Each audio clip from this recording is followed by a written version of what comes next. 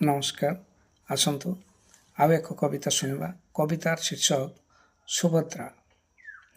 जगा तो भौणी अति अलिअली पाखे बसी अच्छी तोर आखि पलकरू करूनाहु ताकू केबे हेले तुई दूर ता आखिरे केबे लुह झरिबार देखि नाही केही केबे दुई भाईंकर बाहु तले रही भाग्यवती सीए भावे मुई कुनी झियो 10 बरसर सुभद्रा मोहरी नाम जेते दुख मोर कपाळे लेखिल कुह काहीं भगवान माँ बापा मोर बहुत अभावी आदिवासी परिवार खटिले खाऊछु दुई ओଳି आमे पर घरे जाई कार तथापि सुखरे चालुथला सबु नियति सादिला दाऊ रोगिणा माँटा आखि बुझीदेला बयसटा थाऊ थाऊ बरसे जाइनी माँ को झुरिकी बापा हेले स्वर्गवासी तीन पिला आमे अनाथ हईलु साहा हेबे ग्रामवासी भाई भौणी मो दुहें पढ़ुछंती अंगनवाड़ी रे जाई मध्याह्न भोजन सहारा आमर दिन बीते सेई खाई ना सिना खाली सुभद्रा मोहरी हीन कपाळीटे मुई छार मनीष मु